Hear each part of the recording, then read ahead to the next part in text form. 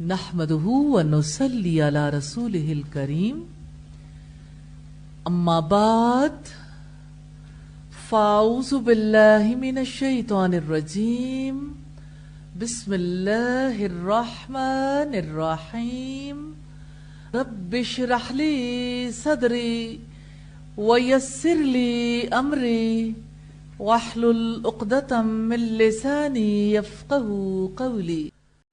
آج ہم بات کریں گے مجھے جینے دو، جینے کے حق کے حوالے سے۔ میں ایک واقعہ آپ کے سامنے رکھنا چاہتی ہوں۔ رسول اللہ کی مجلس ہے، ایک عورت آپ صلی اللہ علیہ وسلم کے پاس آتی ہے، عجیب سوال کرتی ہے۔ غامدیہ قبیلے سے تعلق رکھنے والی خاتون کہتی ہے کہ اللہ کے رسول، میں نے زنا کیا، میں حمل سے ہوں، آپ مجھے پاک کر دیجئے۔ آپ صلی اللہ علیہ وسلم نے منہ پھیر لیا۔ اس نے پھر سوال کیا۔ آپ صلی اللہ علیہ وسلم نے دوبارہ رخ پھیر لیا۔ 3 دفعہ جب ایسا ہی ہوا تو آپ صلی اللہ علیہ وسلم نے فرمایا، جاؤ بچے کی پیدائش کے بعد آنا۔ پھر جب بچہ پیدا ہوا، ایک بار وہ پھر پاک ہونے کے لیے اللہ کے رسول صلی اللہ علیہ وسلم کے پاس پہنچتی ہے۔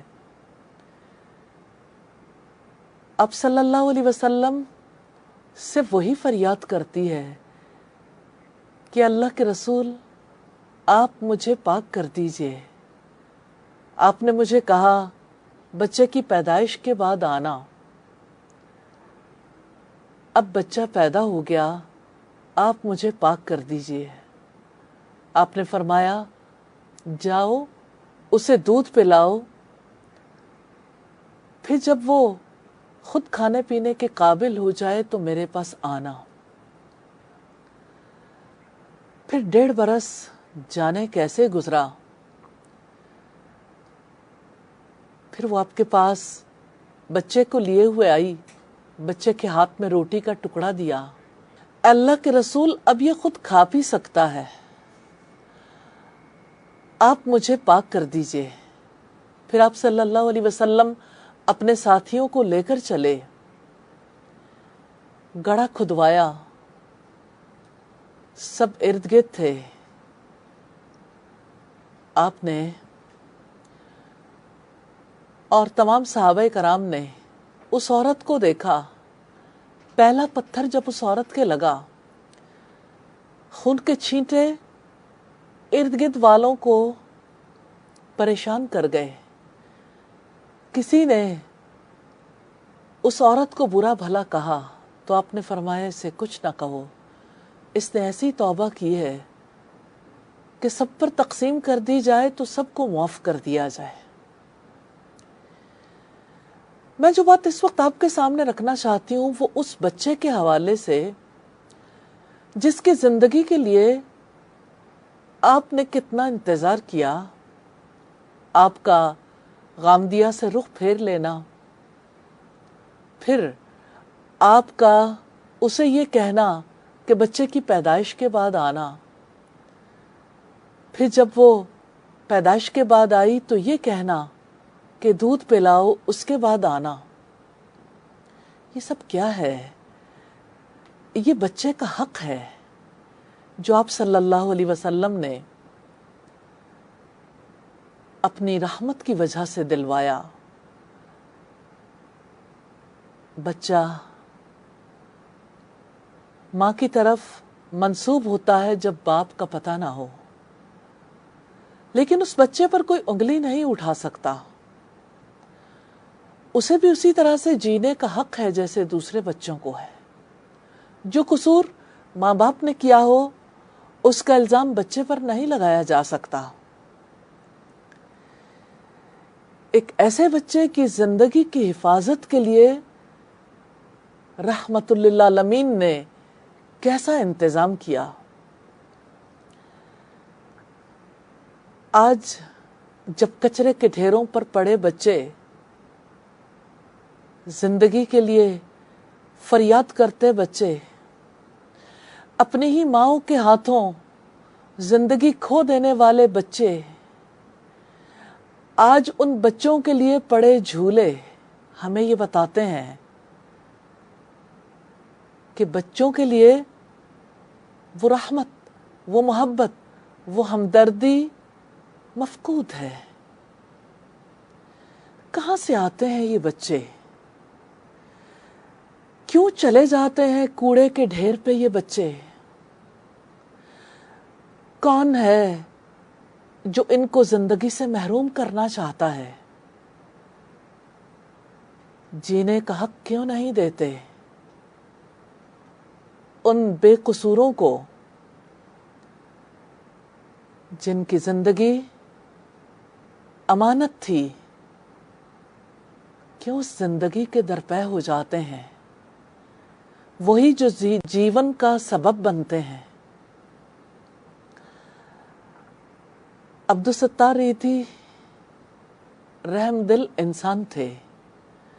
انہوں نے ایسے بچوں کے لیے لوگوں کو توجہ دلائی، جھولے میں ڈال دو، ان کو قتل مت کرو، ان کو مارو نہیں، پال نہیں سکتے پالنے میں ڈال دو۔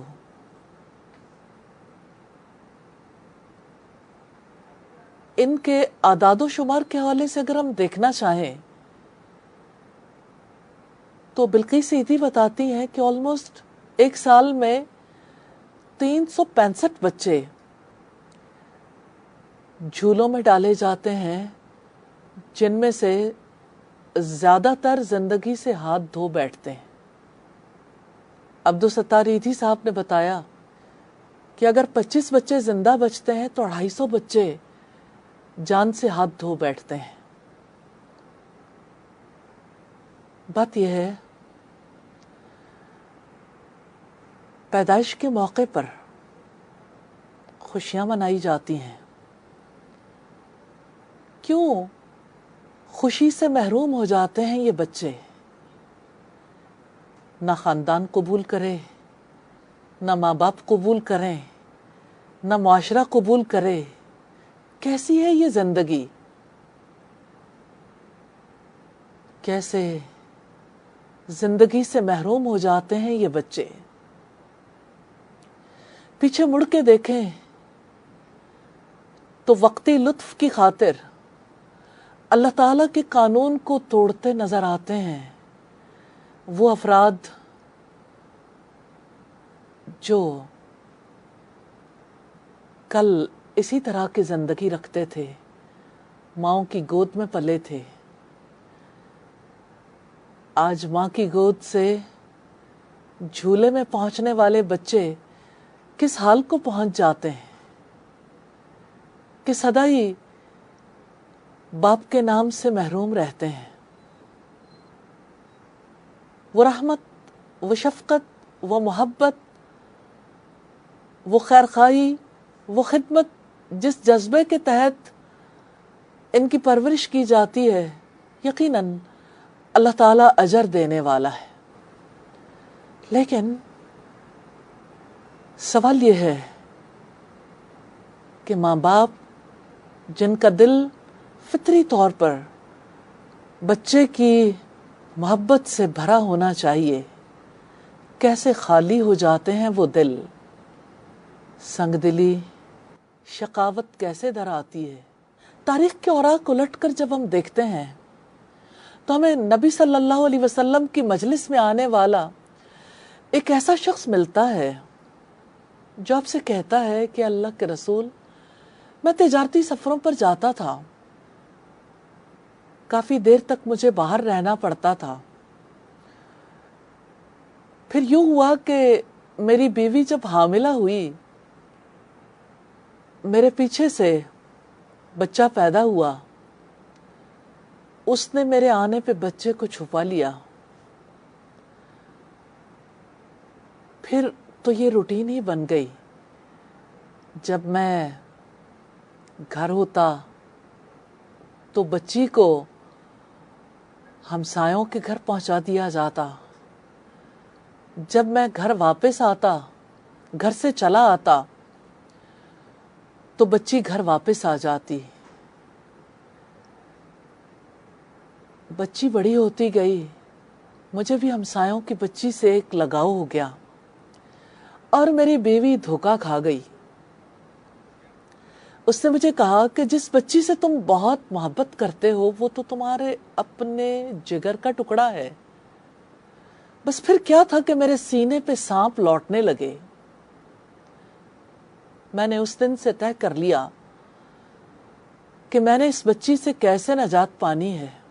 ایک روز ایسا ہوا، میں نے اس بچی کو اپنی انگلی کے ساتھ لگایا، وہ بھی انگلی پکڑے میرے ساتھ چل دی. میں اسے لیے جنگل کے بیچوں بیچ پہنچا.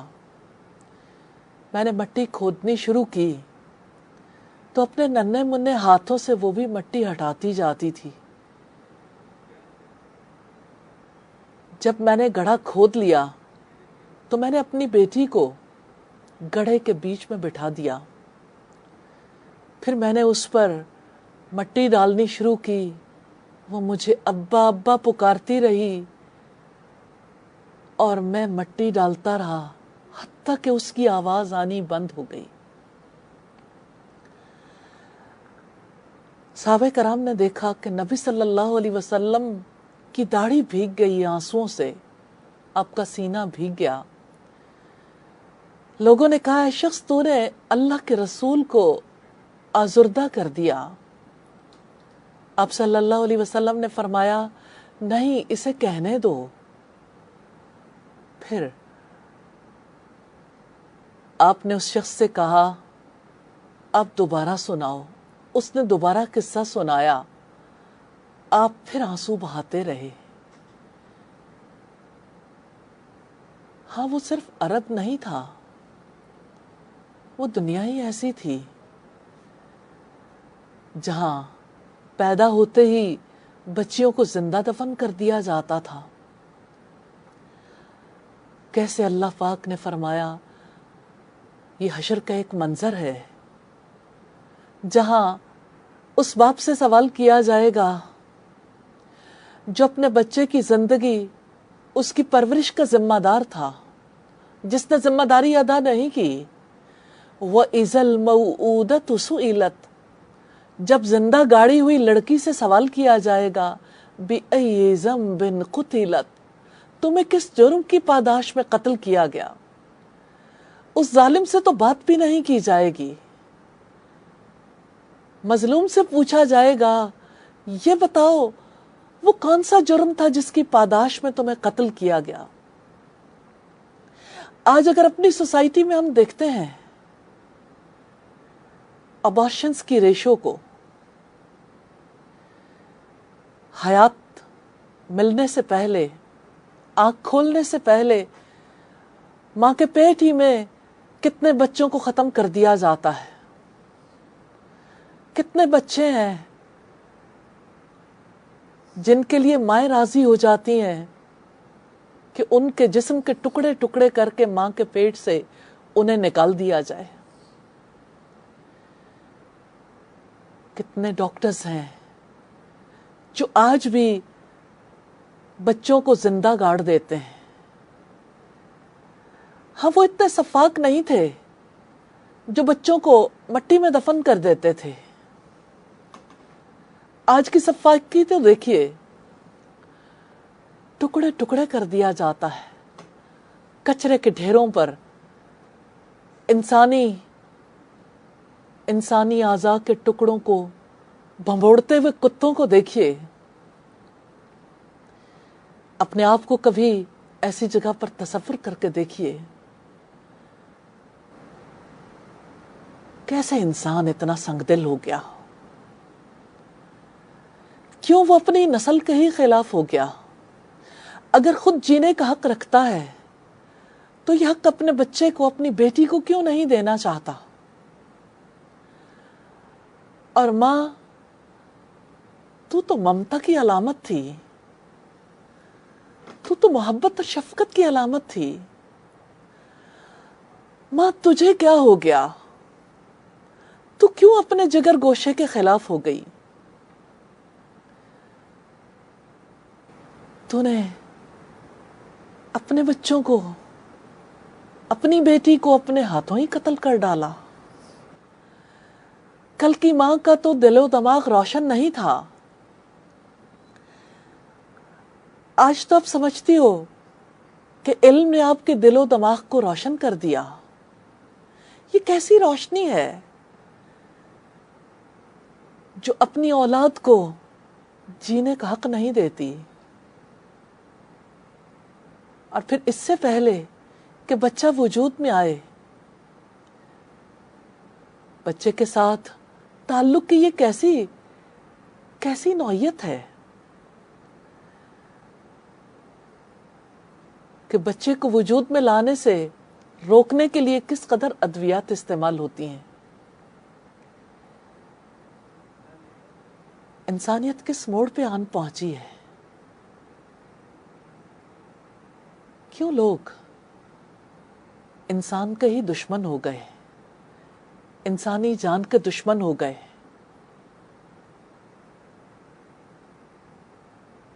ہمیں رک کے دیکھنا ضرور ہے۔ حق تو ہر انسان کا ہے، زندگی کا حق۔ وہ رب کتنا مہربان ہے، برابر کا حق دیتا ہے، بیٹے کو بھی بیٹی کو بھی، جینے کا حق بھی، پرورش کا حق بھی۔ اور اگر کوئی کسی کی جان لیتا ہے تو جان کے بدلے جان کا حق بھی۔ اگر ایک مرد قتل ہوتا ہے تو اس کی جگہ پر بدلہ لیا جا سکتا ہے، تو اسی طرح سے عورت کے قتل ہونے پر بھی برابر کا بدلہ ہے۔ دونوں کی جان کی قیمت ایک جیسی ہے۔ جینے کا حق اگر ہم سب کو ہے تو ہماری نسلوں کو بھی ہے۔ اپنی نسلوں سے محبت کیجیے۔ بیٹی اللہ تعالیٰ کی رحمت ہے، بیٹی کو اس کا حق دے دیجیے۔ بلقیس سیدھی کہتی ہیں کہ وہ بچے جو جھولے میں ڈالے جاتے ہیں اور وہ بچے جو جان سے ہاتھ دھو بیٹھتے ہیں، ان کی میجورٹی لڑکیوں کی ہوتی ہے۔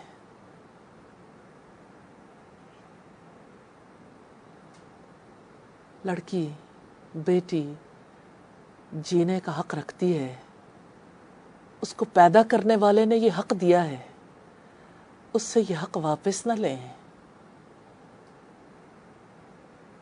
اس کے جیون کے لیے اسباب پیدا کرنے والا وہی ہے جس نے زندگی عطا کی ہے۔ اسی نے فرمایا اپنی اولاد کو مفلسی کے ڈر سے قتل مت کر ڈالو۔ دور جاہلیت میں بیٹیاں قتل ہوتی تھیں، آج اپنی بیٹیوں کے ساتھ یہ معاملہ نہ کرو۔ مجھے یاد آتا ہے وہ واقعہ، دریائے نیل کے بارے میں یہ معروف تھا کہ جب اس میں سیلاب آتا تھا تو مقامی لوگ نیل کو ارد گرد کی آبادیوں پہ چڑھنے سے روکنے کے لیے ایک نوجوان لڑکی اس کی نظر کر دیتے تھے، اسے خوب سجا بنا کر دلہن بنایا جاتا، پھر اسے نیل کے سپرد کر دیا جاتا تھا۔ سیدنا عمر کے پاس جب یہ بات پہنچی تو انہوں نے نیل کے نام خط لکھا کہ اگر تو اللہ کے حکم سے بہتا ہے، اور یقیناً تو اللہ کے حکم سے بہتا ہے، تو اب ایسی کوئی چیز آپ کی نظر نہیں کی جائے گی اس کے بغیر ہی اپنی چال سیدھی رکھو۔ اس کے بعد نیل کی وہ چڑھائی جو سیلاب کی صورت ہوا کرتی تھی وہ اہل مصر پر نہیں ہوئی۔ میں سوچتی ہوں کہ نیل کے سیلاب کو روکنے کے لیے بیٹی کا ہی سہارا لیا گیا۔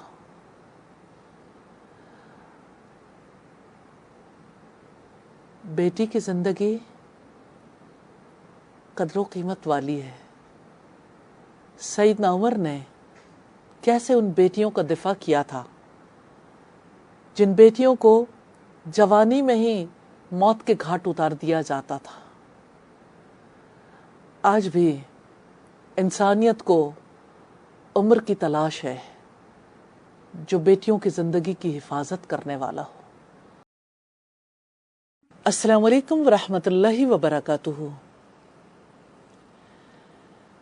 اعوذ باللہ من الشیطان الرجیم، بسم اللہ الرحمن الرحیم۔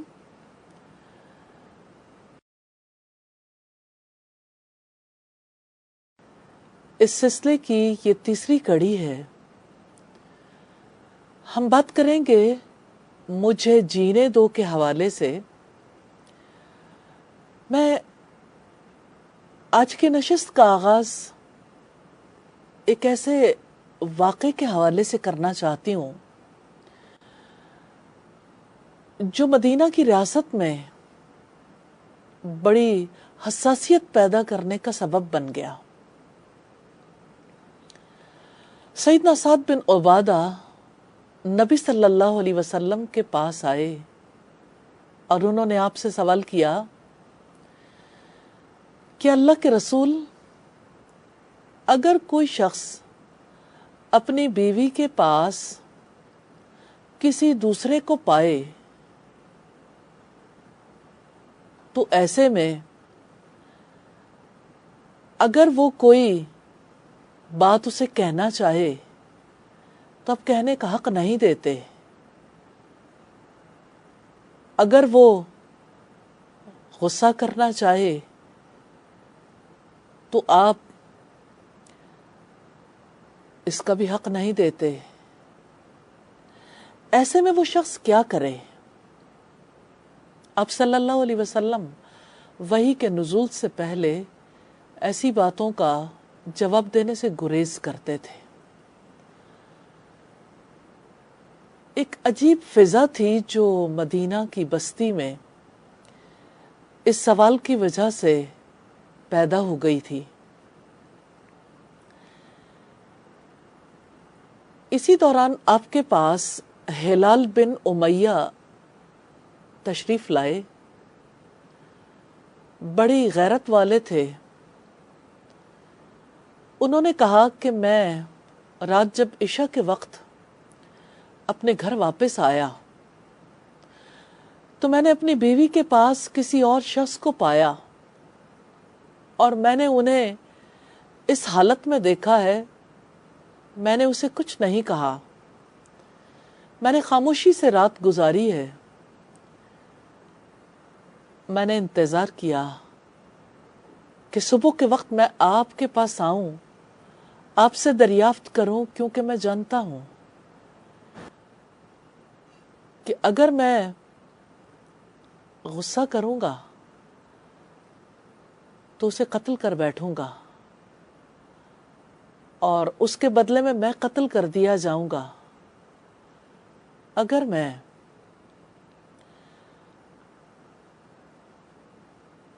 کسی کو بلانے کے لیے جاؤں گواہی کے لیے تو وہ شخص اپنا کام پورا کر چکے گا۔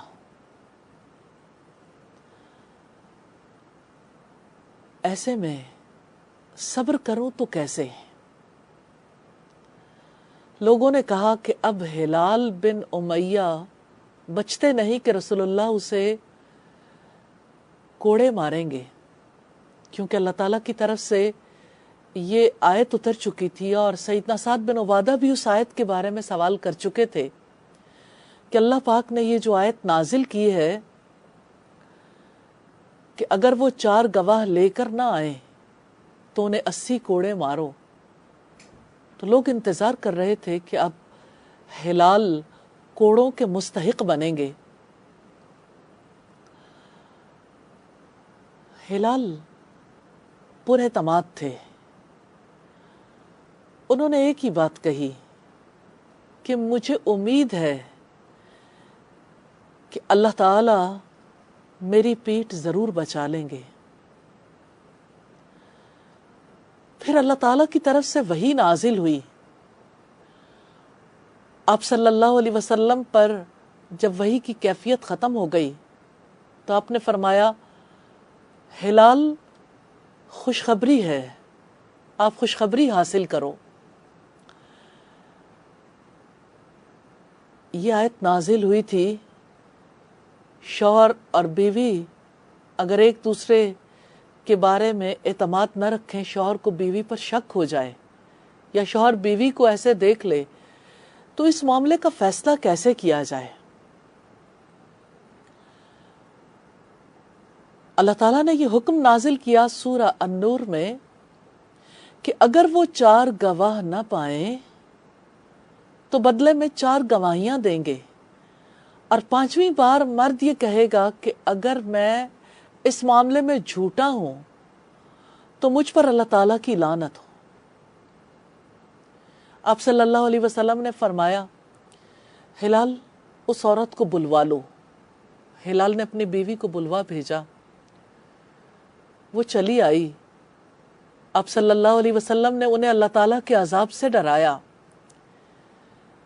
اور کہا کہ دنیا کا عذاب آخرت کے عذاب سے بہت کم ہے۔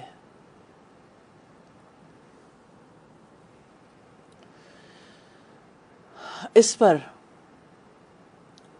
ہلال بن امیہ اٹھے، انہوں نے 4 بار گواہی دی اور 5ویں بار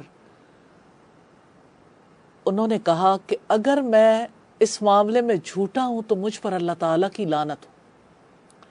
اس کے بعد آپ نے اس عورت کو بلوایا اور اسے کہا کہ اب آپ کی باری ہے۔ اس عورت نے پہلے کہا کہ ہلال نے مجھ پر جھوٹ باندھا ہے،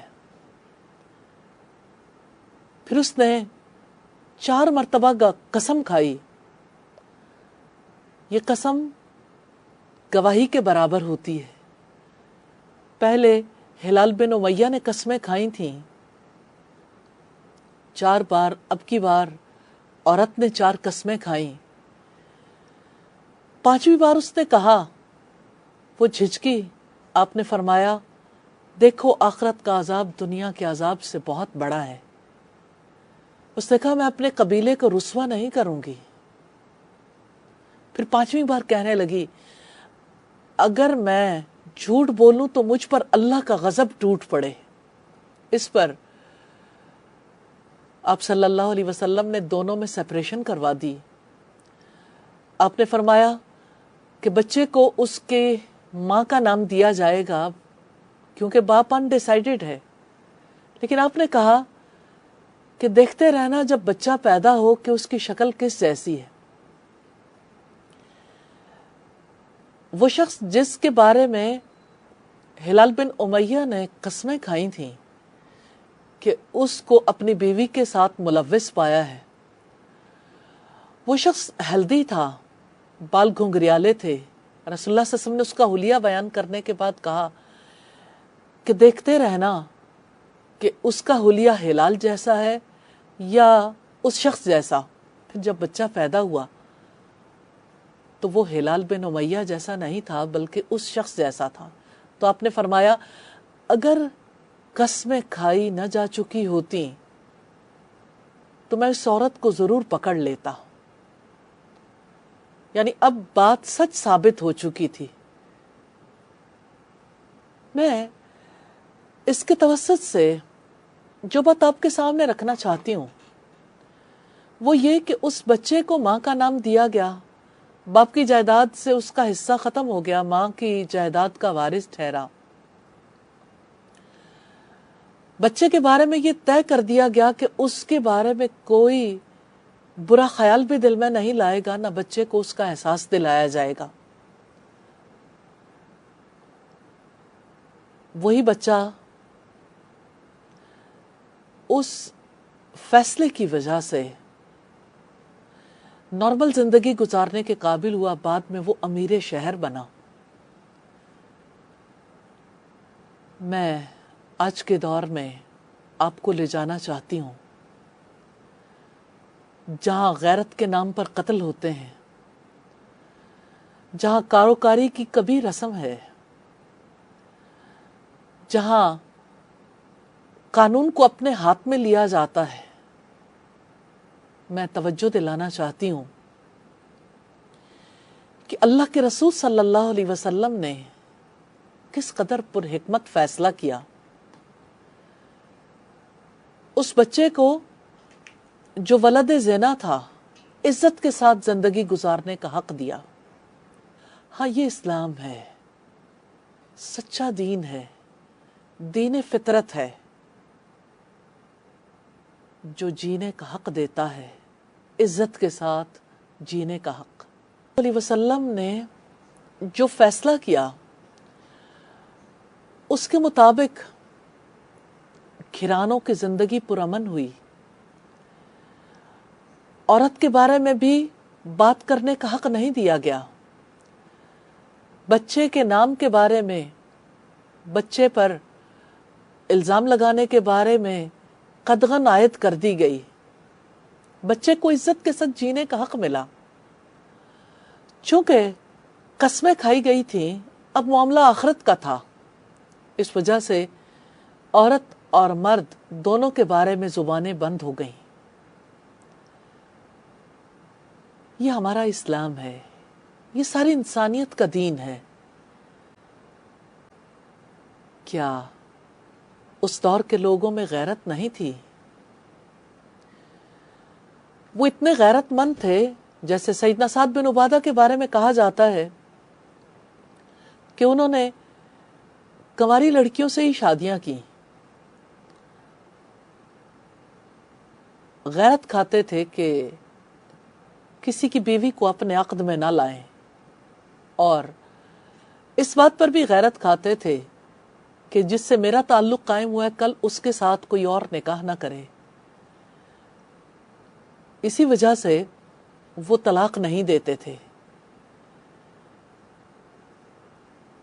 غیرت کے باوجود یہ کیسی تعلیم تھی جس تعلیم نے ایک لفظ نہیں کہنے دیا۔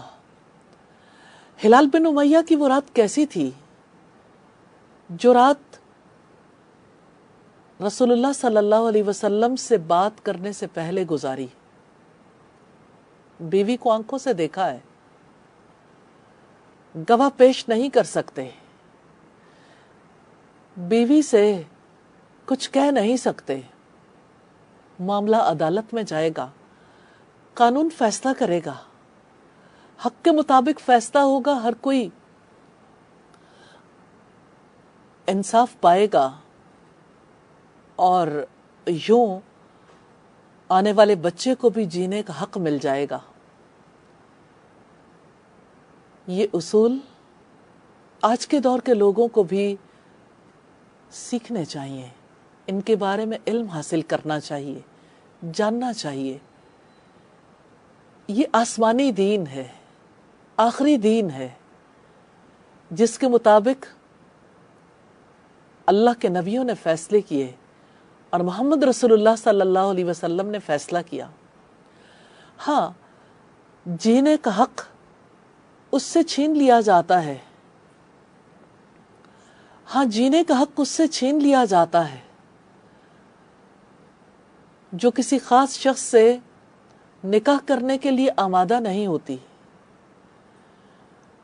جو اپنی پسند کی وجہ سے گھر سے بھاگنے کے لیے غلط قدم اٹھا بیٹھتی ہے، جو کسی سے نکاح کر بیٹھتی ہے۔ کتنا پیارا اصول ہے جو ہمارے دین نے ہمیں دیا۔ نبی صلی اللہ علیہ وسلم نے فرمایا، لا نکاح الا بولی، ولی کے بغیر نکاح نہیں ہوتا. تو جو لڑکیاں گھر سے بھاگ کر عدالت کے زیر نگرانی شادی کر لیتی ہیں، کس طرح سے گھر والوں کی ایسی غیرت جاگ اٹھتی ہے جو کئی زندگیاں لے جاتی ہے. پھر ایک لڑکی اور ایک لڑکا ہی قتل نہیں ہوتے، پھر سارا خاندان ہی لپیٹ میں آ جاتا ہے. لوٹ کر دیکھیے اپنے رہنما کو، اپنے رسول کو، انہوں نے کیسا فیصلہ کیا. پوری سوسائٹی کے لیے امن اور چین ہے. آپ کے رب نے لیان کا قانون دیا ہے شوہر اور بیوی کے لیے، اور آپ کے رب نے جو فیصلے کیے ہیں ان کے مطابق ایسے افراد کے فیصلے بھی کیے جا سکتے ہیں. قانون کو اپنے ہاتھ میں نہیں لینا چاہیے. جینے کا حق جو رب نے دیا ہے، اس حق کو ماں باپ بھی اپنے ہاتھ میں نہیں لے سکتے. جو زندگی میں زندگی کا سبب بنتے ہیں، ان کے پاس بھی جان لینے کا حق نہیں ہے. جینے کا حق جیسے مرد کو ہے ایسے ہی عورت کو بھی ہے. آپ صلی اللہ علیہ وسلم نے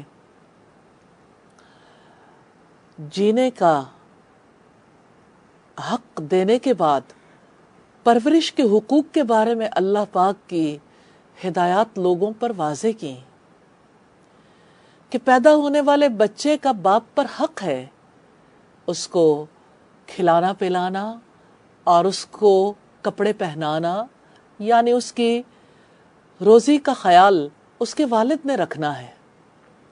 نبی صلی اللہ علیہ وسلم نے فرمایا جس شخص کے 3 بیٹیاں ہوں وہ ان کی اچھے طریقے سے پرورش کرے، ان کی اچھی تربیت کرے، پھر ان کا نکاح کر دے تو وہ بچیاں اس کے لیے دوزخ سے ڈھال بن جائیں گی.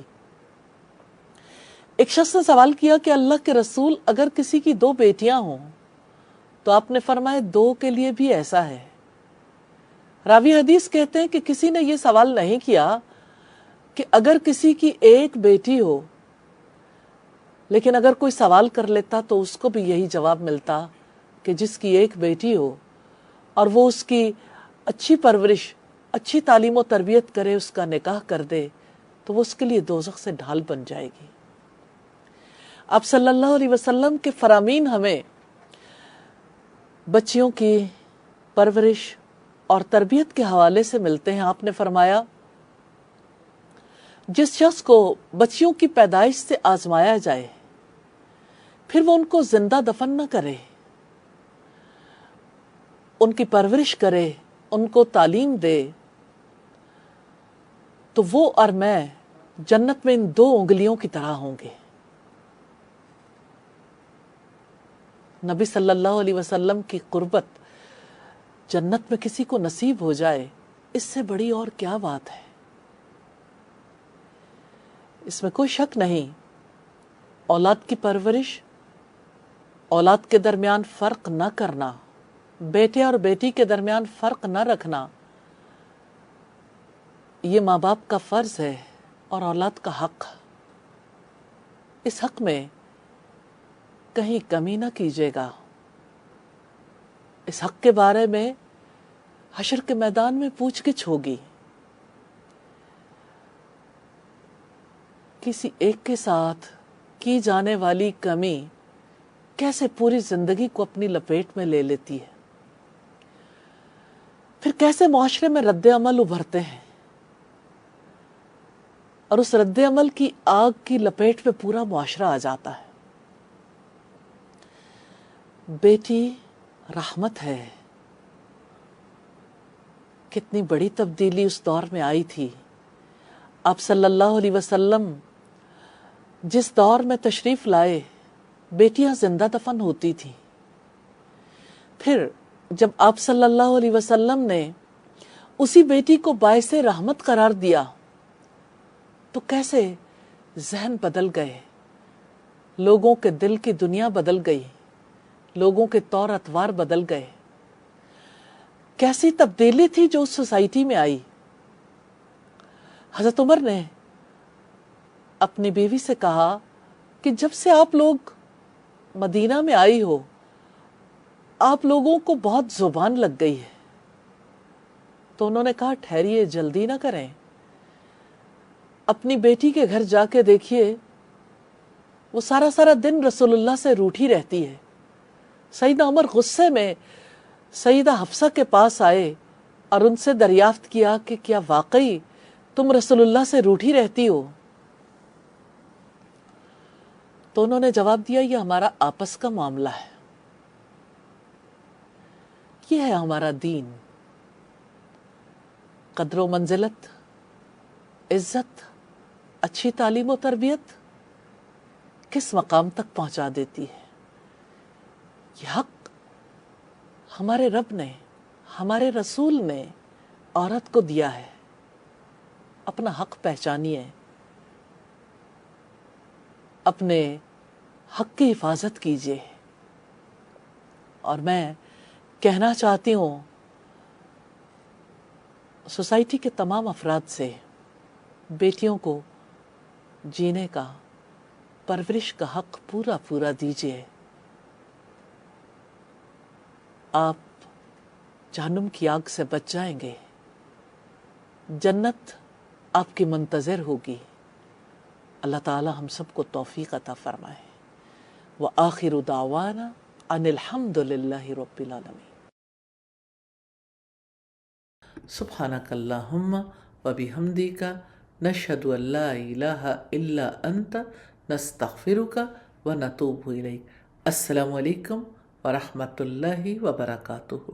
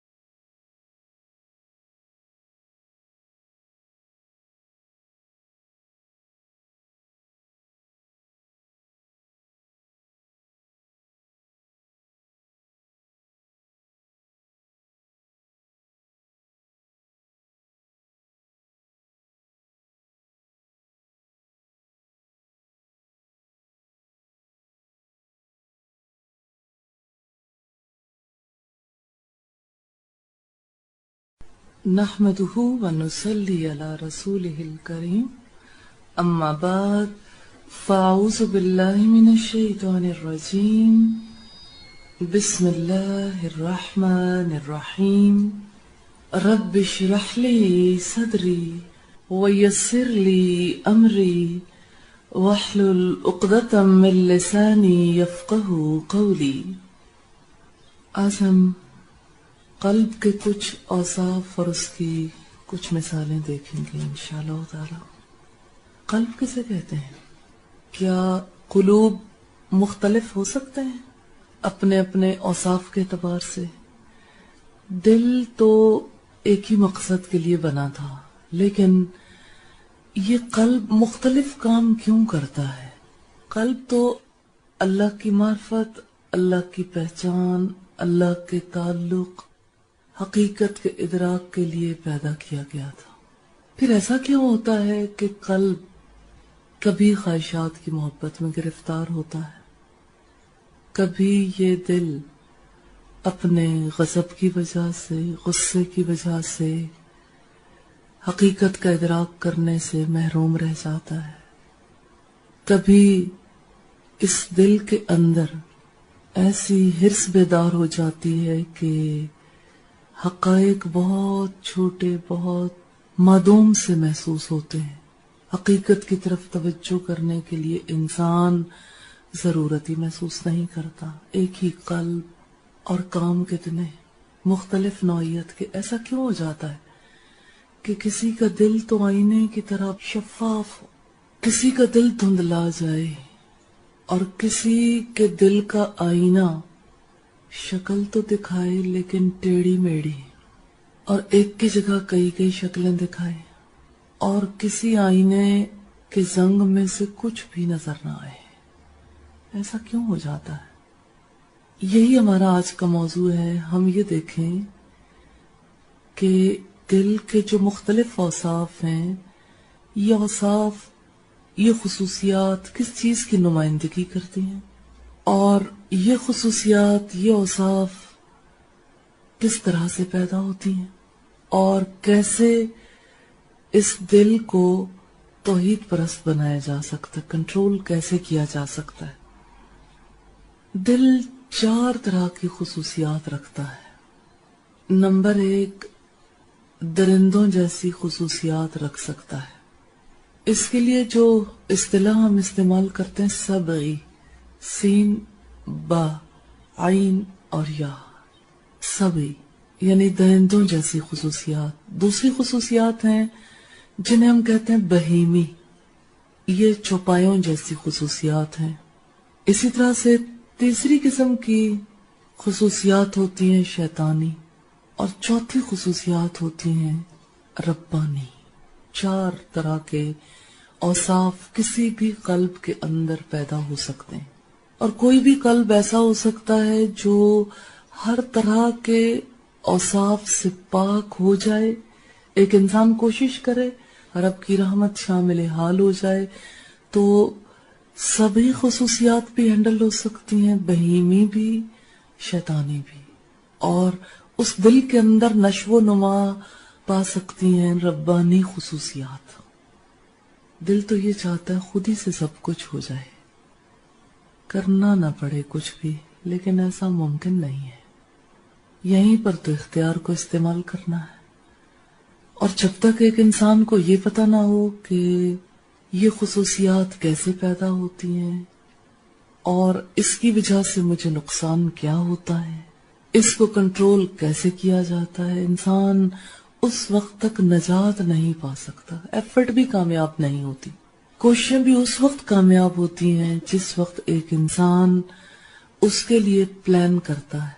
ہم نے ابتدا میں یہ بات دیکھی تھی، اخلاق کے میدان میں کون سی چیز انسان کو ہیلپ کرتی ہے؟ سب سے پہلے کیا کام کرنا پڑتا ہے؟ حسن نیت، حسن ارادہ. اگر حسن ارادہ ہوگا پھر اگلے کام ہوں گے. لیکن آپ دیکھیں کہ فرض کریں کہ ایک انسان جو ہے ارادہ کرتا ہے کہ اس سال میں نے حج کرنا ہے، بس ارادہ کر لیا، اور اس ارادے کی تکمیل کے لیے جو کچھ کام کرنے مطلوب ہے ان میں سے کوئی کام نہیں کیا، زیادہ راہ جمع نہیں کیا، پھر اپنے علاقے سے دوسرے علاقے تک پہنچنے کے لیے جو پراپر میتھڈالوجی ہے، جس پروسیس سے گزرنا ہے، اس کے لیے کوئی ایفرٹ نہیں کی، اور ایک انسان یہ توقع رکھتا ہے کہ میں براہ راست اللہ کے گھر میں پہنچ جاؤں. ممکن نہیں، کیونکہ ارادے کو پایا تکمیل تک پہنچانے کے لیے انسان کو ایفرٹ کرنی پڑتی ہے. لیکن بہرحال یہ بات طے شدہ ہے کہ انسان نیت کر لے، ارادہ کر لے، پھر اس کی سوچ بچار میں پڑ جاتا ہے، پھر اس کو کرنے کے لیے کچھ نہ کچھ مصروف عمل ضرور ہو جاتا ہے. اس کی پاسبلٹیز دیکھتا ہے، اس کے لیے اسباب، ذرائع کیسے فراہم کیے جا سکتے ہیں اس کے بارے میں دیکھتا ہے، پھر دعائیں بھی کرتا ہے، پھر اس کی فکر میں بھی لگا رہتا ہے. اب دیکھیے یہ فکر جو ہے نا، جب انسان کو لاحق ہوتی ہے تو اس کی وجہ سے ایک انسان کنٹینیوسلی ایک اضطراب میں، ایک تکلیف میں مبتلا رہتا ہے. احساس اسی چیز کا نام ہے نا. ہم نے باطنی حواس کا عمل دیکھا تھا، تو باطنی حواس کا عمل کہاں سے شروع ہوتا ہے؟ خیال سے. اچھا، پھر خیال کے بعد کیا ہوتا ہے؟ हाफिजा, याद में वो बात रही, फिर क्या हुआ? गौर व फिक्र, और उसके लिए सोच विचार, फिर उसके बाद क्या होता है? जिक्र, उसका जिक्र, उसकी याद, और आखिरी चीज है एहसास। फिर शिद्दत का एहसास, फिर शिद्दत की तमन्ना बन जाती है कोई भी चीज अगर एक इंसान के अंदर ये प्रोसेस पाए तकमील तक पहुंचता है। और जिस चीज का इंसान को शदीद एहसास होता है उसकी जिंदगी में फर्स्ट प्रायोरिटी पे आ जाती है वो चीज। फिर इंसान हर तरफ से कट लगा के उसके पीछे लग जाता है। अखलाक के मैदान में ये बात जहन में रखिएगा, अपने आप को बुराइयों से बचाना है, गलतियों से बचाना है, तो जिस गलती का पता लग गया कि ये गलती है मेरे अंदर मौजूद है, फिर फकत वो बात जो है या वो गलती जो है ये एक कौंधे की तरह लपक जाने वाला ख्याल बनकर न रह जाए, अंदर चिपक जाए, इस तरह से कि गौर व फिक्र करें, इस तरह से कि उसका जिक्र करें, उसके बारे में फिक्रमंद हो जाएं और उसके बारे में इतना गौर व फिक्र करें और इतना इल्म हासिल करने की कोशिश करें और उसके लिए जो भी जराए मुमकिन हो वो इख्तियार करें कि जिसकी वजह से ये गौर व फिक्र जो है एहसास बनकर, तड़प बनकर जिंदगी की फर्स्ट प्रायोरिटी पे आ जाए कि ये काम करने वाला है, इसे करना है। वो कहते हैं ना, एहसास मिट न जाए तो काफी है। अगर एहसास इंसान के अंदर से मिटता नहीं है तो इंसान के लिए एक एहसास जो है वो जिंदगी में रोल प्ले करने के लिए काफी हो जाता है। एक एहसास इंसान को पुश करता है। ये सिर्फ मोटिवेशनल फोर्स नहीं है, ये पुश करने वाली कुव्वत है। आप यूं समझ लें इसकी हैसियत जिंदगी में ऐसे ही है जैसे आपकी गाड़ी अगर पेट्रोल के बगैर हो तो गाड़ी चल नहीं सकती ना। हालांकि सारे ही पार्ट्स बिल्कुल अपनी जगह पे, गाड़ी बिल्कुल फिट है, लेकिन आपकी गाड़ी में ईंधन अगर मौजूद है तो इसका मतलब है यानी जैसे आपके कल्ब के अंदर एक ख्याल मौजूद है। अच्छा, ईंधन मौजूद भी हो लेकिन आप गाड़ी स्टार्ट ना करें, आप उसको स्टार्ट किए बगैर सोचें चल पड़े तो नहीं चलेगी। आप उसको स्टार्ट करते हैं तो ये गौर व फिक्र का सिलसिला है जो शुरू हो गया। फिर आप उसको जैसे रेस पे पांव रख देते हैं तो ये दरअसल इन सारे इंतजामात के साथ एहसास है। अब देखें आप, ईंधन की वजह से गाड़ी पुश हो रही है, कोई उसे बैरूनी कुव्वत धकेल नहीं रही, अंदर एक आग जल पड़ी है जिसकी वजह से अब गाड़ी चलेगी। तो ये एहसास इंसान को चलाता है। तो रसूलुल्लाह सल्लल्लाहु अलैहि वसल्लम की हदीस को देखते हैं। आप सल्लल्लाहु अलैहि वसल्लम ने फरमाया, मर रआ मिनकुम मुनकरन फलयुगय्यिरहु बियदिही। जो कोई बुराई देखे उसको चाहिए कि अपने हाथ से उसे मिटा दे, उसको कुव्वत के साथ रोक दे, उसका कला कमा कर दे। और अगर वो ऐसा नहीं कर सकता तो अपनी जुबान से रोके, और अगर वो ऐसा भी नहीं कर सकता तो दिल में बुरा जाने, और ये कमजोर तरीन ईमान में से। तो ये जो दिल का एहसास है, हाँ ये दूसरों की बुराई को देख कर हो या अपनी बुराई को देख कर हो, ये कमजोर तरीन ईमान में से, लेकिन है ये ईमान। इस ईमान के साथ बुराई के एहसास, बुराई के शऊर के साथ इंसान बुराई को दूर कर सकता है। तो ये एहसास जो है ये इनिशियल चीज है, लेकिन इसी से बुराई को दूर करने के अमल का आगाज होता है। इससे गलतियां, खताएं, बदखुल्की दूर हो सकती है। दिल की इकसाम को हम देख रहे हैं कि दिल के अंदर किस नौइयत के औसाफ पैदा होते हैं। तो औसाफ हमने देखे 4 तरह के। 4 कौन सी किस्में, इसकी टर्मिनोलॉजी हम अच्छे तरीके से समझ लें ताकि आइंदा जब टर्मिनोलॉजी यूज हो तो फिर मुश्किल पेश ना आए, क्योंकि अखलाक के मैदान में ये 4 इस्तिलाहात मुसलसल इस्तेमाल होंगी। पहली किस्म कौन सी है? सबई। इससे क्या मुराद है? दरिंदों जैसी खुसूसियात। वैसे लगता है आपके अंदर एक दरिंदा छुपा हुआ होगा, ये मेरे अंदर। दिल मानता है, तस्लीम नहीं करता कि हमारे अंदर दरिंदगी हो सकती, اس لیے اس کو جاننے کی ضرورت ہے کہ کیسے انسان کے اندر درندگی در آتی ہے اور کیسے ہینڈل ہوتی ہے. اچھا دوسری قسم کون سی ہے؟ بہیمی. قرآن حکیم میں یہ لفظ آیا ہے بہیم. کیسے؟ بہیمت الانعام. تو بہیمہ کسے کہتے ہیں؟ چوپائے کو. تو بہیمی خصوصیات سے کیا مراد ہے؟ چوپایوں جیسی خصوصیات. اچھا چوپائے میں اور درندے میں کیا فرق ہوتا ہے؟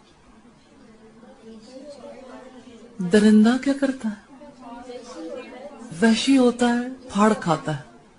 اور اب آپ دیکھ لیں درندوں جیسی خصوصیات کا مطلب کیا ہے. اور پھر چوپایوں کے اندر کیا خصوصیات ہوتی ہیں؟ درندگی اتنی نہیں ہوتی لیکن بہرحال سرکشی والی بات موجود ہوتی ہے. پھر آپ یہ بتائیں کہ شیطانی خصوصیات کون سی ہوتی ہیں؟ تیسری قسم تو شیطانی ہے نا. شیطان کون سی مخلوق ہے؟ جن. جن کو اللہ نے کس چیز سے پیدا کیا؟ آگ کی لپٹ سے. اور آپ یہ دیکھیں کہ آگ لطیف چیز ہے نا، لیکن جہاں لگتی ہے ہر چیز کو جلا کے راکھ کر دیتی ہے. اسی طرح سے شیطان کی طرف سے جو طریقہ کار اختیار کیا جاتا ہے وہ بھسم کر دیتا ہے پوری ایمانی کیفیت کو اور پورے ایمانی ماحول کو. ہم اس کو مزید ڈیٹیل میں دیکھیں گے انشاءاللہ. اور ربانی خصوصیات کون سی ہوتی؟ یہ چوتھی قسم ہے، ربانی. چلے رب کی بات بتائیے، آپ کو سب سے پہلا خیال کیا آتا ہے؟ اب یہ چیزیں ایسی ہیں جو فکر سے تعلق رکھتی ہیں نا، غور و فکر سے. رب کی خصوصیات، رب کی تو کیا ہی بات ہے، ملٹی ڈائمینشنل. لیکن رب کی جہاں پر بات آتی ہے رحم والی خصوصیات، اس کا یہ مطلب نہیں کہ باقی نہیں. نور بھی دیکھیں آپ، اس میں بھی رحمت ہے. اور اسی طرح سے وہ خصوصیات جو انسان کے اندر پیدا ہو جائیں تو انسان رحیم و شفیق ہو جاتا ہے اور دوسروں کے لیے باعث رحمت بنتا ہے. بے لوث بے غرض شخصیت ذہن کے اندر آتی. 4 خصوصیات ہم نے دیکھی، سبھی، بہیمی، شیطانی اور ربانی. اب ہم دیکھیں گے انسان کے اندر کون کون سی خصوصیات ہیں. جیسے سبھی خصوصیات ہیں نا. اچھا درندہ جب کسی کو پھاڑ کھانے لگتا ہے بالکل یعنی اپنے آخری پوائنٹ پہ ہوتا ہے، اس کے اندر کون سی ایسی صفت ہوتی ہے جو اسے مجبور کرتی ہے پھاڑ کھاؤ؟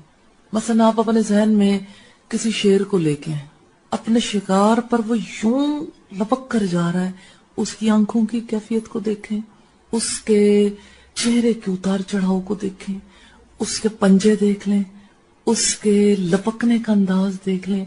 کوئی کسی پر حملہ کب کرتا ہے؟ چلے انسان کو بتائیں. جب اس کے اندر خواہش ہوتی تو حملہ کرتا ہے. غضب، درندہ قوت غضب کا اظہار ہے. اب غضب سے متعلقہ بہت ساری مذموم صفات ہیں. اگر ایک غضب اندر آتا ہے تو غضب سے متعلقہ وہ صفات لازماً پیدا ہوتی ہیں. تو جس کے اندر غصہ ہے نا اس کے اندر درندگی ہے. تو رسول اللہ کہتے ہیں لا تغضب، غصہ نہ کرنا. اس میں آپ کو کیا فیل ہوتا ہے؟ محبت، خیرخواہی، ہمدردی یا بوجھ؟ اگر حقیقت سمجھ آ جائے نا کہ بچانا کس چیز سے ہے، پھر انسان کو محبت بھی فیل ہوتی ہے، خیرخواہی بھی. لیکن اگر ایک انسان کو یہ حقیقت سمجھ نہیں آتی، اس سے کوئی کہے کہ غصہ نہ کرو، اس کو اور غصہ آتا ہے، نا سمجھی کی وجہ سے، بے شعوری کی وجہ سے. تو سبھی خصوصیات میں غضب نمایاں ہوتا ہے. یہ بات یاد رہے گی. اچھا یہ چیزیں جب آپ نوٹ کیا کریں نا تو کچھ چیزیں آپ اپنی یادداشت کے لیے ٹیبولر فارم میں بھی لے آیا کریں یا اس کو ہائی لائٹ کر لیں تاکہ وہ چیزیں پھر ذہن میں رہیں، آئندہ ان کو ڈیل کرنا ایزی ہو جائے گا. بلکہ بعض اوقات اپنے نوٹ کرنے کے سٹائل سے اپنے ذہن کے اندر ایک چیز نوٹ کر لیتے ہیں، آپ کے ذہن میں انکوڈنگ ہو جاتی ہے اس کی. اب یہ پتا چل گیا کہ درندوں کی میجر کریکٹرسٹک کیا ہوتی ہے؟ غضب. انسان کے اندر یہ غضب آئے تو اس کا مطلب ہے کہ اس کے اندر درندوں جیسی خصوصیت آ گئی. اسی طرح سے ہم دیکھتے ہیں کہ غضب کے ساتھ انسان کے اندر کیا چیز پیدا ہوتی ہے؟ دشمنی. اچھا دشمنی کے بغیر کوئی کسی پہ غصہ کرتا ہے، اور جس پہ غصہ کرے اس کے بارے میں انسان کا دل نرم رہتا ہے، سافٹ کارنر رہتا ہے. دشمنی اس کا لازمی نتیجہ ہے. پھر اسی طرح سے بغض رکھنا، اسی طرح سے مار پیٹ، اسی طرح سے گالی گلوچ، یہ سب اس کے ساتھ لازم و ملزوم ہے. اور پھر آپ دیکھیں کہ انسان اپنے اندر دیکھے تو دوسری بڑی قوت کون سی ہے؟ شہوت. شہوت کی جو قوت ہے نا، یہ بہائم میں پائی جاتی ہے، چوپایوں میں. اور کبھی آپ کو اتفاق ہوا ہو نیشنل جیوگرافک دیکھنے کا، کبھی آپ نے اینیمل ورلڈ کو دیکھا، اس میں میجر کیا چیز نظر آتی ہے؟ جانوروں کے اندر دو چیزیں آپ کو خاص نظر آئیں گی، کھانا اور دوسری کیا چیز ہے؟ شہوت. اب آپ دیکھیں کہ جیسے زندگی میں کوئی بڑا کام نہیں ہے نا، تو جیسے درندے ہیں نا تو وہ تو پھاڑ کھاتے ہیں، ان کے اندر بھی یہ خواہش موجود ہوتی ہے، لیکن وہ اتنی ابری ہوئی نمایاں نظر نہیں آتی. لیکن چوپایوں کے اندر یہ چیز بہت نمایاں ہو کے نظر آتی ہے. اور پھر آپ اگر دیکھیں تو شہوت کی وجہ سے انسان کے اندر کیا کچھ پیدا ہوتا ہے؟ لالچ، حسد. اب دیکھیں دو چوپایوں کا باہمی تعلق ہے، اس تعلق کو کوئی تیسرا خراب کرنے والا ہو تو حسد خود بخود جنم لیتا ہے. اور پھر حسد کس طرح سے انسان کو غضب تک پہنچا دیتا، یعنی ایک سے جمپ اوور کر کے دوسری خصوصیت بھی انسان کے اندر در آتی ہے. ہم نے دو باتیں دیکھی ہیں، ایک دیکھی ہے طمع اور ایک دیکھا ہے حسد. اسی طرح انسان کے اندر ہرس پیدا ہو جاتی، لالچ کی انتہا. اچھا، ہرس پازیٹیولی بھی یوز ہوتا ہے ورڈ، لیکن موسٹلی نیگیٹیولی یوز ہوتا ہے. اسی طرح سے ہوس، یہ خصوصیات ہرس، ہوس، طمع اور حسد، یہ چار بنیادی خصوصیات ہیں جو شہوت کی وجہ سے پیدا ہوتی ہیں. لیکن انسان عجیب مخلوق ہے. اللہ نے انسان کو بنایا اور اللہ تعالیٰ کہتے ہیں میں نے اس میں اپنی روح پھونک دی. اور جیسے قرآن حکیم میں آتا ہے یسألونک عن الروح، وہ آپ سے سوال کرتے ہیں روح کے بارے میں. قل الروح من امر ربی، کہہ دو روح تو میرے رب کے حکم سے. پھر پتہ کیا لگتا ہے کہ انسان میں ربانی خصوصیات بھی موجود ہیں، کیونکہ انسان کے اندر جو روح ہے وہ رب نے اپنی طرف سے پھونکی ہے. روح کی موجودگی کی وجہ سے بھی انسان کے اندر کچھ خصوصیات پیدا ہوتی. اب دیکھیں جو چیز رب کی طرف سے ہے تو رب تو اعلیٰ ہے، رب تو برتر ہے، کبریائی اس کی ذات کے لیے. اور انسان دیکھیں اس روح کی وجہ سے اس کے اندر اپنی ذات کی بڑائی کا احساس پیدا ہوتا ہے. یہ جو خود پسندی ہے نا، اور انفرادیت پسندی ہے، اور منفرد رہنے کا جو شوق ہے، یہ بنیادی طور پر اسی روح کی وجہ سے ہے. اپنی ذات کی بڑائی کا احساس، انا پرستی. اور اگر آپ دیکھیں تو انسان اس کے مقابلے میں عبودیت کو یعنی غلامی کو، تواضع یعنی جھکاؤ کو، انکساری بچ کے رہنے کو اور محکومیت کو ناپسند کرتا ہے. انسان کے اندر فطری طور پر یہ چیزیں موجود ہیں.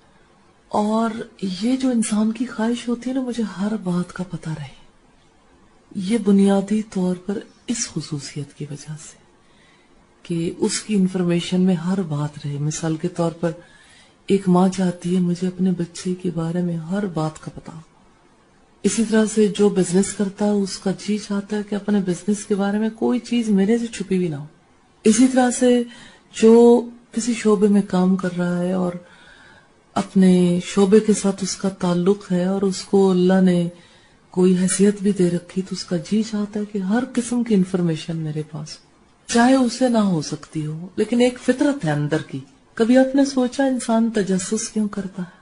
تجسس کا مادہ کیوں ہے؟ کیونکہ وہ چاہتا ہے چیزیں میرے نوٹس میں آئے، مجھے پتا چلے.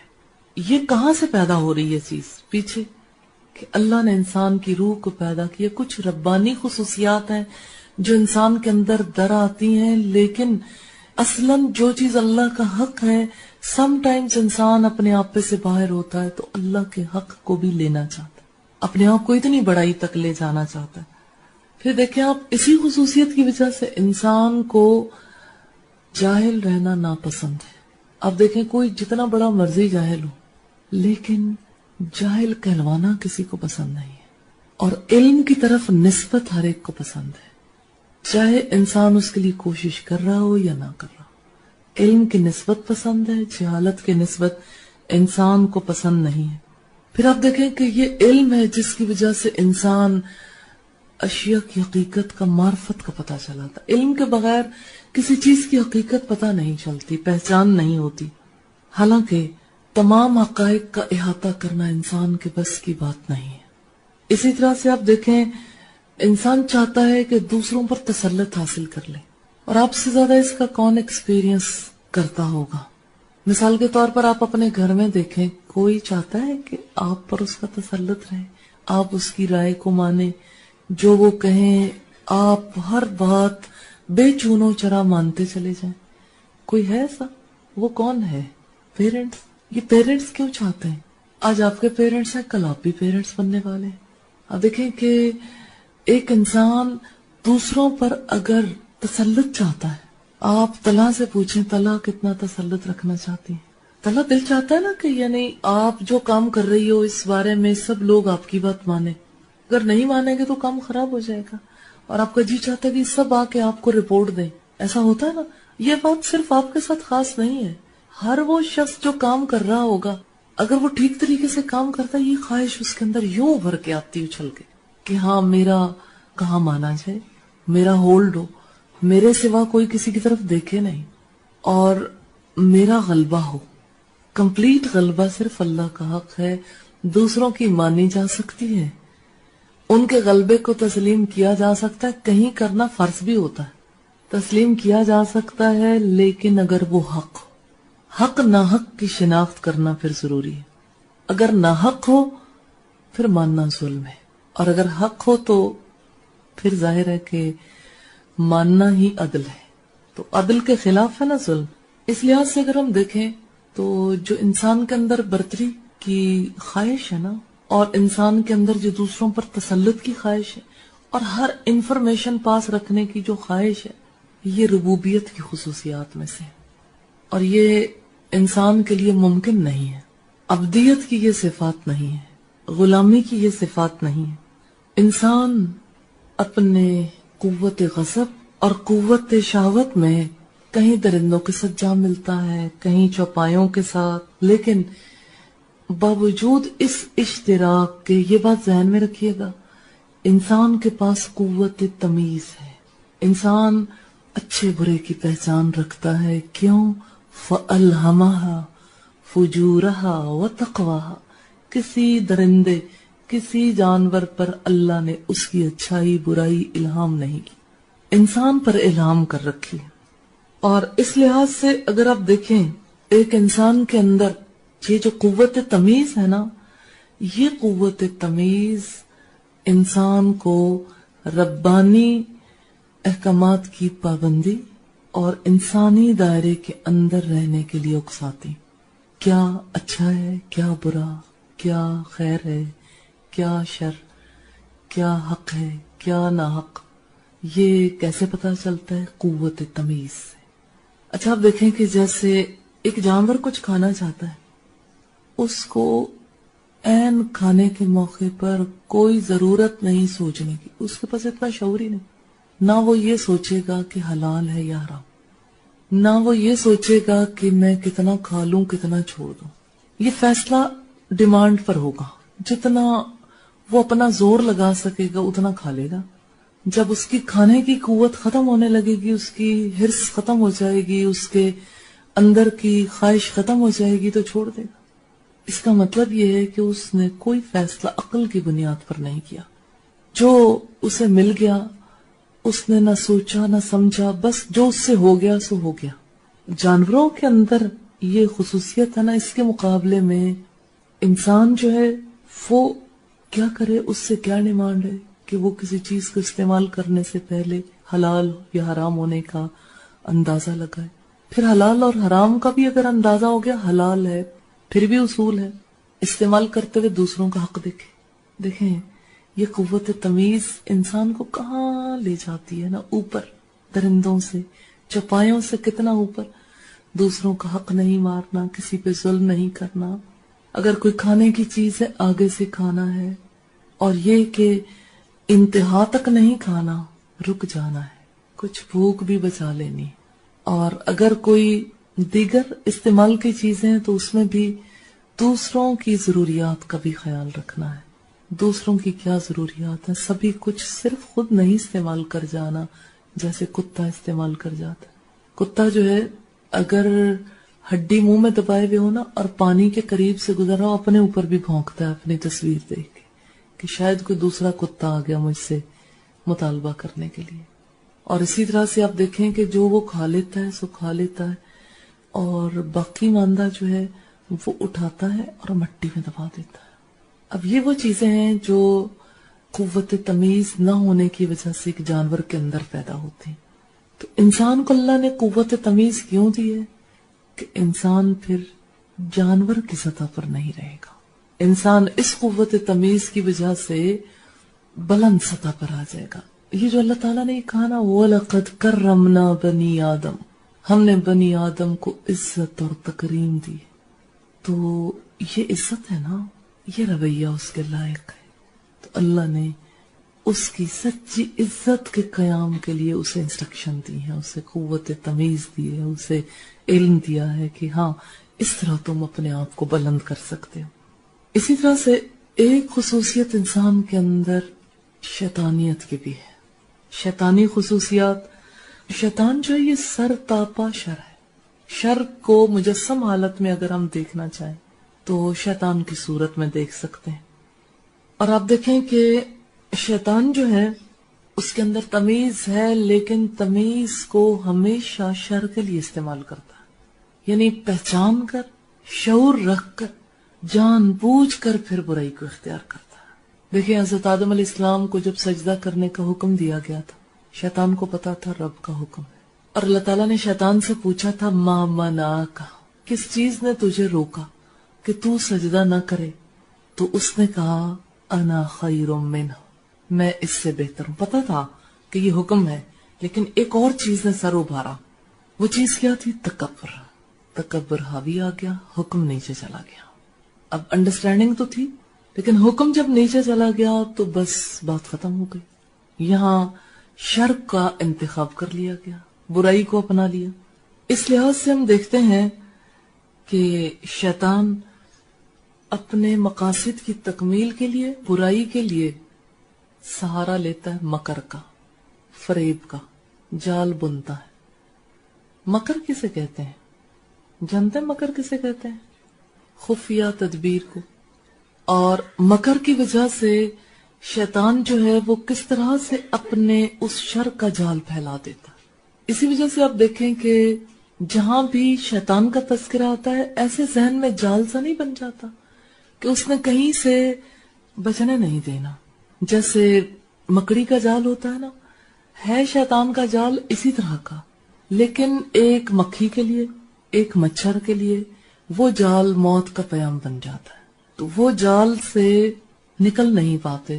اسی طرح شیطان انسان کے گرد خیالات کا تانا بانا بنتا ہے، وسوسوں کا جال. انسان کو لگتا ہے کہ یہی سچ ہے، کیونکہ میں ادھر دیکھوں تو ادھر بھی وہی بات ہے، ادھر بھی، سامنے، اوپر، نیچے، ہر طرف سے وہ پھنس گیا نا، نکلنے نہیں دیتا. اپنے جال میں پھنستا ہے اور اپنے کام کو پورا کرنے کے لیے مکر و فریب کا سہارا لیتا ہے. اور آپ دیکھیں کہ جہاں عین نیکی کی خواہش بیدار ہو رہی ہوگی نا، انسان نیکی کرنا چاہتا ہے، عین اس جگہ پر وہ شر کا بیج بو دیتا ہے. مثال کے طور پر دیکھیں کسی کا بہت جی چاہ رہا ہے اللہ کے راستے میں صدقہ و خیرات کرنے کے لیے، چلیں آپ ذرا اپنی زندگی کے کسی واقعے کا تصور کریں، اپنی مثال دیکھ لیں، اپنے پیرنٹس کی، اپنے ارد گرد والوں کی. زیادہ اچھا یہی ہوتا ہے انسان ذاتی مثال دیکھے، کیونکہ اندر تک کے حالات کو انسان سمجھ سکتا ہے. آپ دیکھیں کہ انسان نے نیت کی اور انسان کے ذہن میں خیال آنا شروع ہوتا ہے، اچھا یہ کام اگر ایسے کر لوں تو پھر کیا فرق پڑتا ہے، اگر میں اس طرح نہیں تو اس طرح کر لوں. ایک انسان نے 100 روپے دینے کی نیت کی ہے نا، اگر وہ فوراً دے نہیں دیتا تو شیطان ان 100 روپوں کا پتہ نہیں کیا کچھ بنا دے گا، اور اس موقع پر انسان کو کیا کیا کچھ نہیں سوچائے گا. چلیں ہم اس کو ایک اور اگزامپل سے دیکھتے ہیں. اللہ نے قربانی کا حکم دیا، اب قربانی انسان کرنا چاہتا ہے. اب شیطان کا مکر دیکھیں، کیا فائدہ اتنی قربانیاں کرنے کا، اتنی قربانیاں اتنا گوشت ضائع ہی ہوتا ہے نا. تو اگر اتنے سارے لوگ قربانیاں کرنے کی بجائے سارے پیسے اکٹھے کر لیں تو غرباء کی غربت دور ہو سکتی, کتنے بیماروں کا علاج ہو سکتا ہے, سوسائٹی کے ویلفیئر کے کام ہو سکتے ہیں. تو ٹھیک ہے کچھ ہی قربانیاں ہونی چاہیے. ایک فرد جو ہے وہ اتنی قربانیاں کیوں کرے, کہ ایک فرد اگر چاہتا ہے کہ میں 2 قربانیاں کر لوں تو کہتے ہیں یہ تو اسراف ہے. دیکھیں آپ نیکی کے جذبے کو شیطان کس طرح کو چلتا ہے. رسول اللہ اگر 100 قربانیاں کریں اسراف نہیں, اور ہم ایک سے دوسری کرنے لگیں تو شیطان کہتا ہے کیا فائدہ, چلو یہ کسی اور کام میں لے آؤ, نیکی کرنی ہے نا کچھ اور کر لو. تو اب دیکھیں کہ یہ پہلے تو کسی ایک شخص کے دل میں ہوگا, پوری سوسائٹی کا یہ ایشو بن چکا. لوگ برملا کہتے ہیں کیا اتنی قربانیاں دینے کا کیا فائدہ, چلو ہم کسی غریب بچے کی تعلیم کے اخراجات اٹھا لیتے ہیں, فلاں کام کر لیتے ہیں. آپ نے نیت نہ کی ہوتی اور بات تھی. اب جب نیت کر لی, نیت کرنے کے بعد پھر اس نیت کو ختم کرنا یہ کتنے ظلم کی بات ہے. تو دیکھیں عین خیر کا جذبہ ہے دل کے اندر اور وہاں پر شر پیدا کر دیا. اچھا میری ابھی پچھلے دنوں میں اپنی فیملی میں سے کسی کے ساتھ ملاقات ہوئی اور انہوں نے مجھ سے کہا کہ بس مجھے یہ سمجھ نہیں آتی کہ لوگ یہ عمرے پہ عمرہ اور حج پہ حج کیوں کرتے ہیں. تو یہ ہے کہ اگر یہی سرمایہ جو وہاں جانے کے لیے لگتا ہے, یہی سرمایہ اگر غرباء کے لیے لگے, اگر یہ ان افراد کے لیے لگے جو 2 وقت کی روٹی کے محتاج ہیں, تو کتنا فائدہ ہو سکتا ہے. ایک دفعہ عمرہ کر لینے سے جی نہیں بھرا, ایک دفعہ حج کرنے کے بعد اب دوبارہ حج کرنے کی کیا ضرورت ہے. اب جو صاحب مجھ سے بات کر رہے تھے انہوں نے ایک بھی حج نہیں کی. کہنے لگے میں تو اس بات کے خلاف ہوں کہ ہم تو اللہ کی ملاقات کے لیے حج کرنے کے لیے وہاں پہنچے اور ہمارے پیچھے سے اتنے یتامہ, اتنے غریب, اتنے مسکین جو ہیں وہ بھوکوں مرتے رہے. تو ہمارا پہلا فرض ان کی غربت دور کرنا ہے یا پہلا فرض وہاں جانا ہے. اب آپ دیکھیں شیطان نے کس نوبت کو پہنچا دیا. دل چاہا ہوگا کہ اللہ کے گھر کو جاؤں, فرض ادا کروں, لیکن شیطان تمنا میں حائل ہو گیا. شیطان کا یہ کام ہے بنیادی طور پر کہ وہ خیر کے کام کو کرنے نہیں دیتا. حالانکہ آپ دیکھیں کہ اللہ کے گھر میں جانا, اللہ کی ملاقات کو جانا, اس بارے میں کوئی شخص زبان کھولنے کی ضرورت کیوں محسوس کرتا ہے. مثلا اپنے گھر میں جانے کے لیے تو اسے کبھی یہ فیل نہیں ہوا کہ اسراف ہوگا اگر میں ایک دفعہ گھر چلا گیا اور اب میں نے دوسرے دن گھر جانا ہے تو اب مجھے نہیں جانا چاہیے. نہ اسے یہ فیل ہوتا ہے کہ چلو میں نے بیٹی کی شادی کر دی, اب وہ شادی ہو گئی, چلی گئی, ایک دفعہ آ کے مل گئی, اب بار بار بیٹی کے آنے کی کیا ضرورت ہے. اسراف نہیں ہے. وہ دوسرے ملک سے سفر کر کے یہاں آتی ہے اور ہم رو رو کے اور آہو فریاد کر کر کے اپنے بچوں کو بلاتے ہیں. اتنا سرمایہ لگتا ہے. کسی کو کبھی خیال آیا کہ یہ جو ٹریولنگ ہے ویسٹ کی جانب, وہاں آنا اور جانا, یہ بھی کوئی یعنی دل کے اندر خیال آ جائے کہ یہ کام نہیں ہونا چاہیے.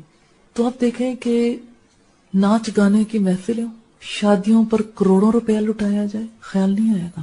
پھر آپ دیکھیں کہ ایک انسان جو ہے وہ اپنی طرف سے کتنے ہی ضیاء کے کام کر رہا ہو, ایسے ہی محض اپنے دل کی خوشی کے لیے ملکوں پھر رہا ہو, خیال نہیں آئے گا. لیکن اگر ملکوں پھرتے ہوئے سے یہ خیال آئے نا کہ چلو اس دفعہ میں کسی اور ملک جاتے ہوئے ذرا عمرہ بھی کر کے چلا جاؤں, فوراً اس کو خیال آ جائے گا غرباء کا. کبھی اس کے دل میں خیال آئے گا فیملی کی بیواؤں کا, کبھی کسی اور کا. یہ خیال کہاں سے آیا؟ عین خیر کے موقع پر شر کہاں سے پھوٹ پڑا. خیر کے مقام پر شر کا بیج شیطان ہوتا ہے, یہ کام وہ کرتا ہے, یہ شیطانیت ہے. آپ کے دل میں کبھی کوئی نیکی کے کام کرتے ہوئے کوئی خیال آیا؟ کبھی آتا ہے یا کبھی نہیں آیا؟ آتا ہے نا.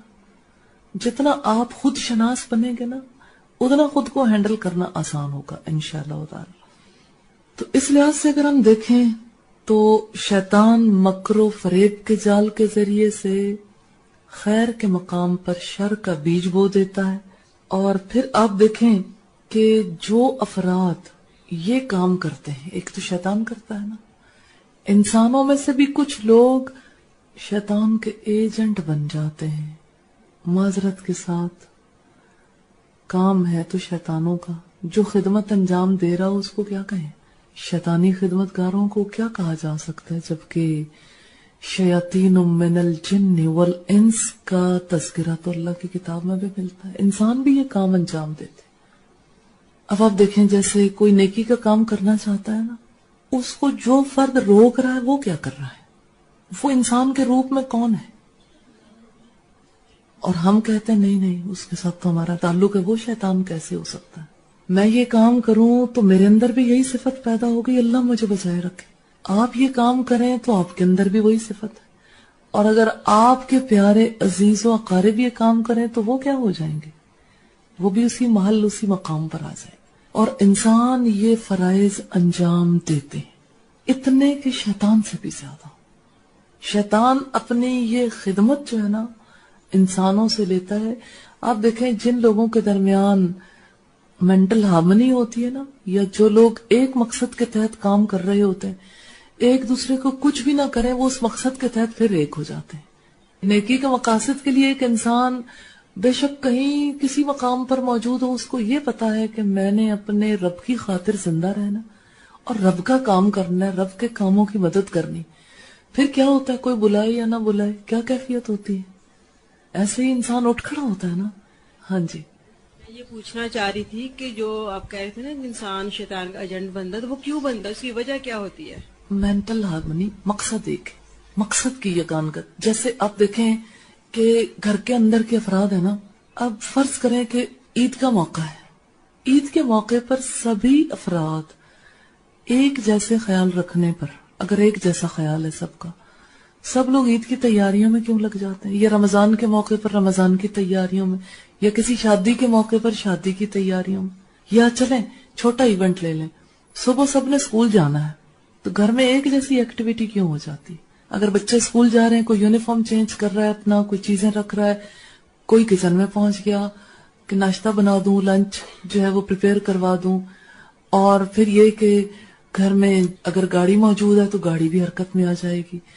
अब आप सुबह सुबह अगर देखें तो एक बच्चों ने स्कूल जाना है ना, उनके स्कूल जाने की वजह से पूरे घर में ऐसा लगता है सारा घर स्कूल चला जाएगा।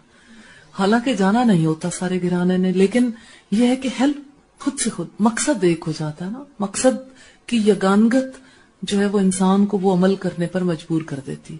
तो ये मकसद एक कैसे होता है, ये दरअसल आप पूछना चाहती हैं कि ये काम मुश्तरका तौर पर कैसे अंजाम पाना शुरू हो जाता है। एक इंसान जब अपनी जिंदगी के मकसद का शऊर नहीं रखता, उस मकसद के शऊर न होने की वजह से जो बेशऊरी की हालत है, जहालत की हालत है, जो कल्ब की सरजमीन के अंदर जहालत बो दी गई है ही जहालत, हर तरफ जहालत ही उगी हुई है, ये सरजमीन शैतान के लिए बहुत साजगार है। शैतान उसमें शर बोता चला जाता है, एक इंसान को पता भी नहीं चलता, और वो पूरे तरीके से शैतानी मकासद के लिए प्रिपेयर हो जाता है। गलाजत से निकालना बहुत मुश्किल है। और आप देखें कि किसी चीज का गलाजत के अंदर गिर जाना, मिसाल के तौर पर फर्ज करें कि अचानक किसी का पांव फिसला, कोई कीचड़ में जा गिरा, तो कपड़ों का खराब हो जाना, जिस्म के ऊपर कीचड़ का लग जाना और चीजों का गिर जाना कितने लम्हों में होता है अचानक, यानी हर चीज ही कीचड़ में भर गई। लेकिन उस कीचड़ से अपने आप को साफ सुथरा करना, अपने लिबास को, हर चीज को प्रॉपर फॉर्म में लाना, ये भला इतनी देर का काम होगा या ज्यादा टाइम लगता है? कितना टाइम कंज्यूमिंग हो जाता है। समटाइम्स वो दाग ही नहीं उतरते, समटाइम्स वो स्मेल नहीं जाती, लंबा काम हो जाता है। इसी तरह से जो गंदगी में लुथड़ना है ना, ये बहुत आसान है। मसलन किसी का कदम फिसला और कोई गटर के अंदर जा गिरा, अब आप देखें कि उसको जो गलाजत चिमट गई है, तो उस गलाजत से निकलना, देखें लोगों की बाज़ औक़ात डेथ हो जाती, और उससे निकलकर फिर उसको साफ सुथरा करना और अपने आप को बिल्कुल पहले वाली हालत में लाने के लिए कितना वक्त चाहिए ना। और आप देखें उस गलाजत के असरात कहाँ कहाँ होंगे। जहां भी कोई शख्स गलाजत के अंदर से लुथड़ कर आया, जहां जहां वो जाएगा वहां वहां गंदगी फैलेगी। तो मकासद का हमाहंग होना उन मकासद के लिए काम करने पर फोर्स करता है इंसानों को। आपने कभी फील नहीं किया कि जब चार घराने अगर इकट्ठे रहते हैं ना, अगर उनके मकासद एक हो, उनके अंदर जज्बे एक हो, तो उनकी मुलाकात भी बहुत रहती है। जब भी कोई काम हो सारे इकट्ठे हो जाते हैं उस काम को करने के लिए। लेकिन अगर आपस की हमांगी ना हो, मकासद का इश्तिराक ना हो, तो फिर ये इम्कान नहीं रहता। بہرحال ہم دیکھ رہے تھے کہ شیاطین صرف جنات ہی نہیں ہیں، انسانوں کے اندر یہ خصوصیات بدرجہ اتم پیدا ہو جاتی ہیں۔ سبحانک اللہم و بحمدک نشہد ان لا الہ الا انت نستغفرک و نتوب الیک۔ السلام علیکم ورحمۃ اللہ وبرکاتہ۔